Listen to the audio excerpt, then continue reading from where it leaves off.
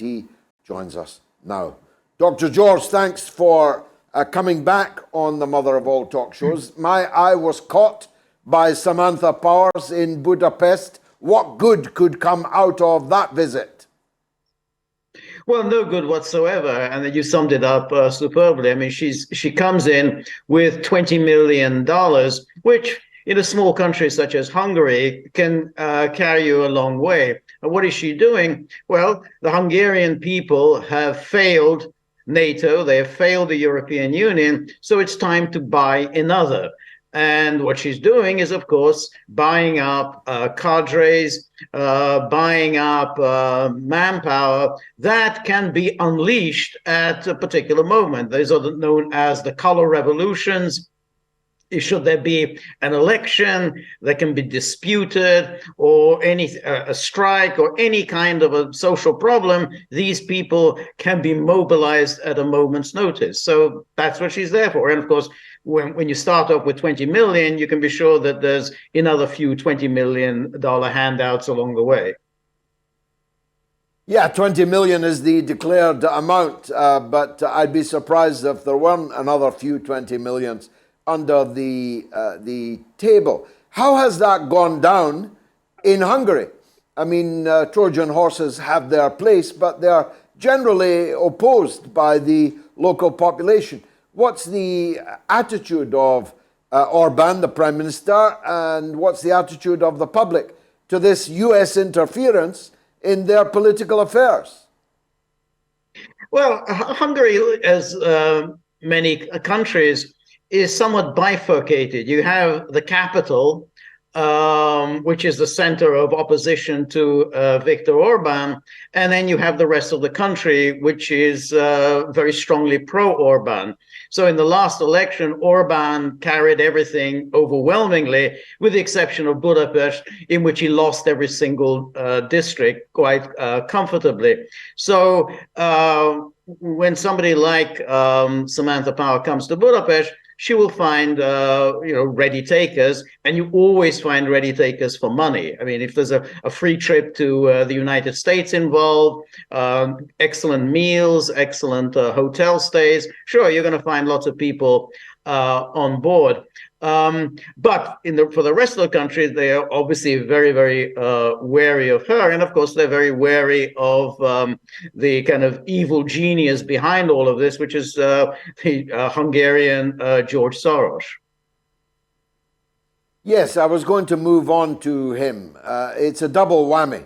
You've got Samantha with the right hand and George Soros with the left. Just what is it about the Hungarian government that these people hate so much? Well, Orban has really said what needed to be said by somebody within this NATO land, which is that this war is an absolute disaster for Europeans in particular. And it's NATO, which is supposed to provide security for its members, is providing anything but security. So yesterday in his State of the Nation address for Hungarian Parliament, Orban has probably gone as far as he has ever in questioning the value of NATO membership and EU membership in the European Union. Keep in mind, Orban was the prime minister back in March 1999 when Hungary signed the accession treaty to NATO. So it's kind of personal for him. And this happened 12 days before the bombing of Yugoslavia. And he's pretty much said, this is supposed to be a defensive alliance. We're not supposed to be getting involved in wars outside of the zone. And of course, he knows. I mean, Hungary was involved in that war against Yugoslavia back in 1999, but he was young and naive then. But now he's saying, look, I mean, what we're doing in Ukraine is really provoking a war with Russia. This is not a conflict that has anything to do with us. It should have been resolved a long time ago. It hasn't been. And it's leading to a catastrophe. I mean, and he's pretty much saying, I mean, really questioning the value of this alliance for Hungary. He has a, as it were, a national axe to grind with Ukraine, and relations between Hungary and Ukraine are steeply declining. This is because of the presence of a significant number of ethnic Hungarians inside Ukraine. Tell us how that came to pass and what precisely are the problems. Well, it came to pass when after the end of World War I, the Austro-Hungarian Empire disintegrated, and through the Treaty of Trianon, large chunks of the Kingdom of Hungary were allocated to neighboring states. So we had Transylvania, which is really very close to Hungarians' hearts.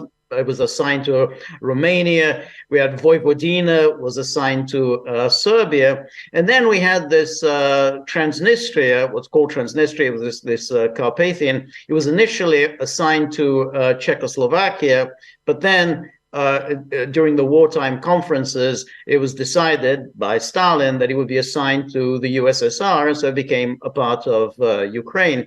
So this piece of Ukraine is inhabited by Hungarians. Now, this nationalistic, xenophobic, racist regime that took power in Kiev in 2014 has been stamping out all non-Ukrainian national manifestations. Obviously, it banned uses of Russian language in the east and southeast of Ukraine, but it's been doing the same thing to other national minorities. And so the Hungarians of Transnistria have been coming under increasing repression. They can't carry out their education in the Hungarian language, and then all the kind of symbolisms of Hungary have been destroyed. I mean, they've attacked all kinds of monuments, and so they're facing cultural repression. And again, it puts Hungary in a very difficult position because officially Orban is sticking to the EU line, which is condemnation of Russia. We must support Ukraine. Ukraine is the victim of aggression. He sticks to that line. And then he says, yeah, but look what they're doing to our own people, the Hungarian minority. So he's really in a bind as to why is he supposedly sticking up for Ukraine when it's actually doing something that is damaging real serious Hungarian national interest. Let's move west, Doctor, for a minute. Germany being, in a way, the epicenter of the European problem now, on the principle that Germany was by far and away the biggest, most powerful economy. It has spent decades as king of the European heap and is now becoming a different kind of heap. And the people appear to be beginning to revolt against it. What's your take on how stable the current political line in Germany is? Because it's under attack not just from the left, but also increasingly from the right. No, there's no question. I mean, I think the opposition to NATO, EU policy, particularly on the war, is coming from the parties of the right, which is the Alternative für Deutschland party, and then, of course, the party of the left, which is Die Linke. The political establishment in Germany is absolutely within the NATO camp. The German industrialists, on the other hand, are a little different because they've seen that, how do you make money? You make money by doing good business with Russia. Russia's a source of energy, has been since the 1970s when Germany began to sign natural gas agreements with the Soviet Union. It's been an absolutely essential ingredient to German economic success, and the industrialists don't understand why the political class has destroyed this very, very pleasant relationship that they had with Russia. So they don't like where it's going, but the political class in Germany has been entirely captured by the Atlanticists. And the most sinister figure there is Annalena Baerbock, the foreign minister. She's a member of the Green Party. She's extremely ambitious. She obviously despises the Chancellor Olaf Scholz, understandably, and she has her eye on the top prize. I think she would like to be Chancellor.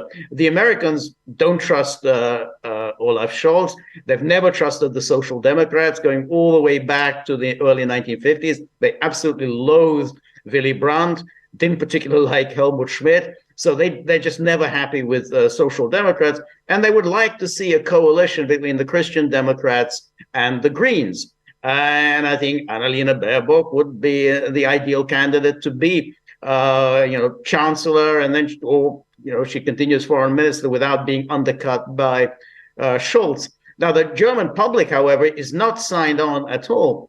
Because according to the opinion polls, most Germans wouldn't even want to defend NATO member states. They would be opposed to invocation of Article 5, which is they're supposed to come to the aid of any NATO member under attack. They don't even want to do that, let alone do anything for Ukraine. So this whole thing is being entirely driven by a political elite completely out of touch with the wishes of the German people. But as Annalena Baerbock said, I really don't give a damn what German people think. I'm just going to go on pursuing my policy on Ukraine. I mean, she actually said that.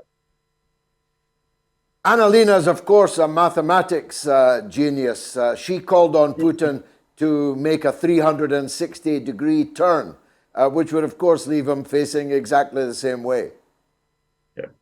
That's right. She's a little mathematically challenged, but it's kind of interesting. I mean, Europe is now full of these strange political leaders. They kind of pop up out of nowhere. They're kind of nice looking. They don't have too many ideas about anything. They don't really understand very much, but they're kind of hoisted to the top. Because they know how to read the script, they know what they're supposed to do and say. So we have the Finnish leader, the Finn chick, the work hard, party hard girl, who's pushing Finland into NATO and making sure that there'll be no referendum in Finland. You have the same type of person in Sweden, Estonia. I mean, Europe is now taken over by these people, which means that they have no political base anywhere. They've not risen through the ranks. They've not done any of the political work. They're just hoisted into power because they look good and they know how to read a script. And what about, finally, Doctor, the depth charge of the Seymour Hersh revelations about Nord Stream 2? There's 5 top media platforms in Germany. At least for the first few days, it may have changed, but for the first few days, not one of them reported a single word about what the Western world's most eminent journalists had written about their country and the attack on their infrastructure. Yeah, that's right. But interestingly, again, the German mainstream media immediately went into attack mode against Seymour Hersh, saying, he's a discredited person, well past his prime. So they of course do the ritual thing. Oh, well, he used to do good work, back then. Yes, he did. It was very good. My Lai, yes, first-rate work. CIA spying on the American public. Yeah, absolute great. Yeah, Abu Ghraib. Yeah, good. But now this is all nonsense. It's a little like when they say about Julian Assange. Yeah, he did some good work. When he disclosed the video of the Reuters journalist being killed. But everything else he did is absolutely terrible. But they've been attacking Hersh. However, I think it's seeping into the public. I mean, the public is aware of what Hersh disclosed, and it reinforces all of their suspicions against the Americans. I mean, the Germans have wanted the Americans to leave ever since 1991. I mean, they don't see any reason whatsoever for an American presence in Germany. But in Germany, you just don't get a look in if you're just an ordinary, Hansen on the public. It's the political elite who stick with this whole, NATO. We've got to be part of NATO. So unfortunately, I think the public so far hasn't been able to make the kind of impact that they should be able to make. Well, wait till they see MOATS Berlin coming from London. They won't know what has hit them. Dr. George Samueli, thank you for joining us.